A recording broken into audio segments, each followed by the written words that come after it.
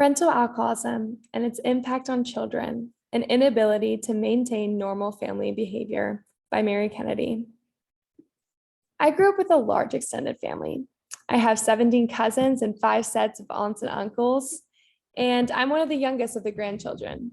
It has been such a pleasure growing up with my family. My family has a history of addiction.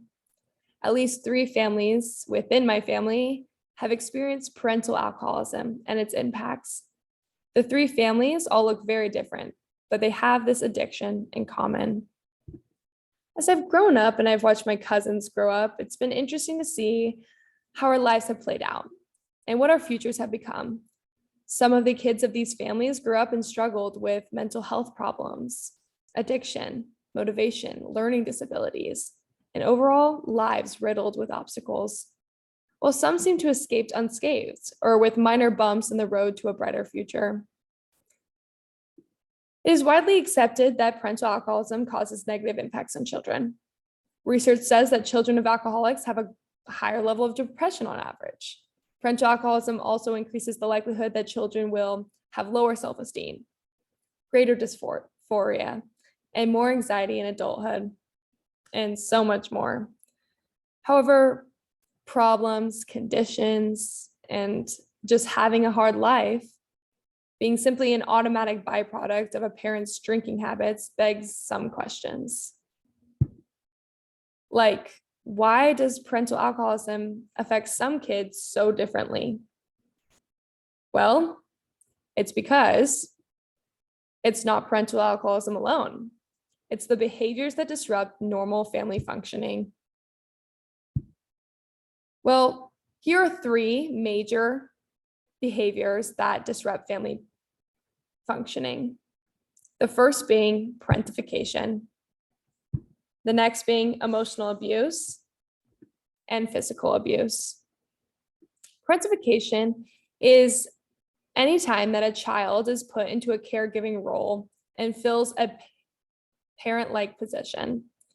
Emotional abuse happens anytime that a child is verbally attacked, belittled, embarrassed, or neglected.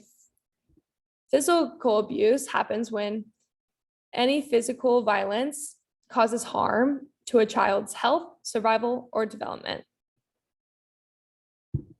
Well, this also begs another question. Why does identifying these behaviors that disrupt family function even matter? Well, because behaviors such as parentification, emotional abuse, and physical abuse have their own impacts on children. And how can you properly heal if you do not really know why you're hurting? First, I want to talk about parentification and give you a little context. Parentification is a common characteristic of an alcoholic home and is a behavior that causes trauma through family dysfunction. Parentification essentially reverses the roles between parent and child, and the guardians are no longer guarding anything. The child learns that it is their responsibility to take care of everyone. When a child inevitably fails, they learn that the happiness that depends on others is hard and foolish because they can only depend on themselves. They're forced to cope with a lack of support, reassurance, and validation. This increases the likelihood of attachment issues, low self-esteem, perfectionism, because they want to be perfect for their parents, and people-pleasing tendencies, and depression and anxiety.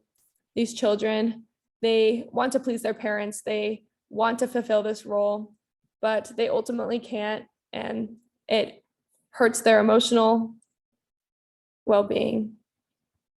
The next is emotional abuse. Emotional abuse is also very common in homes with parents who abuse alcohol.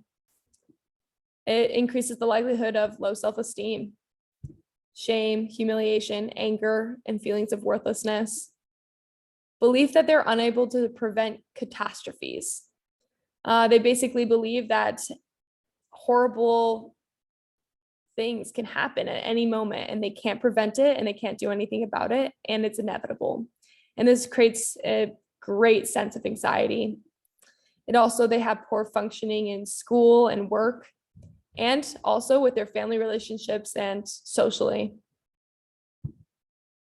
Physical abuse.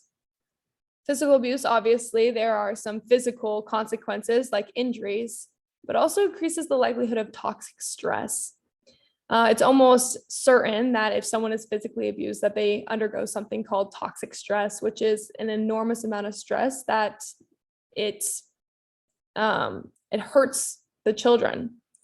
And it creates a likelihood of diabetes, obesity, lung disease, arthritis, autoimmune diseases, and heart disease.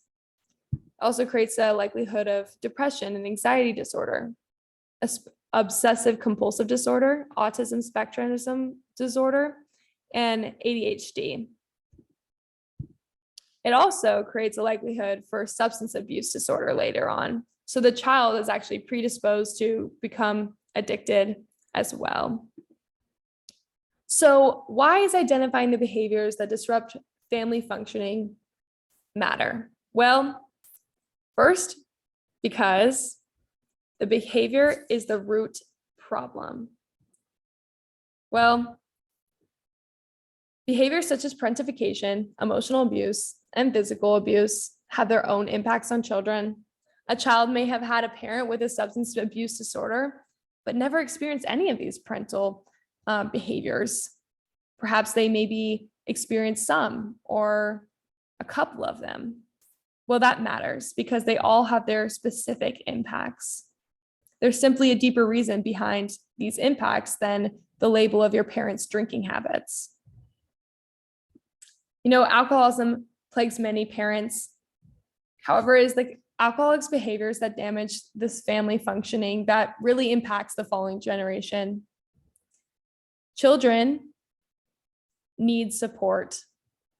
In a research, they discuss about how children who have a good support system basically have no negative impacts because their parents are substance abusers. That the effects of social support extremely mediate parental alcoholism. These behaviors destroy the most fundamental support system. When a child is undergoing parentification, emotional abuse, and physical abuse, the relationship between the child and the guardian is absolutely destroyed. A child acting as its own parent cannot feel supported. A child being emotionally abused cannot feel supported. A child who is physically abused by someone who is supposed to be their guardian cannot feel supported. Therefore, the child isn't supported. Also, these behaviors stunt the child's so that they can't create a support system outside of their family, and it's very difficult for them. Now, if a parent was an alcoholic and still could be a support system, then these problems would essentially dissipate. But because of these behaviors being the root cause, these children face many problems. There was one woman named Carrie in one of these case studies that sought help. She tried to receive treatment for her years of parentification and emotional abuse and physical abuse. Now, because she identified the problem, she was able to get treated and see great results. But if Carrie had used her father's alcoholism as a scapegoat, you know, my father, he is an alcoholic. That's why I'm the way I am. You know, I face this problem because I think my dad was an alcoholic, and that's why. Well, she would never have been able to receive the treatment that she had and seen the results that she did because she could find the root problem. This is important because failure to make this distinction is a disservice to the victims. The findings in this report allow victims to make sense of their experience on a much deeper level. The victims deserve to specifically identify what the true problem was so they can go about solving and addressing it, just like Carrie did.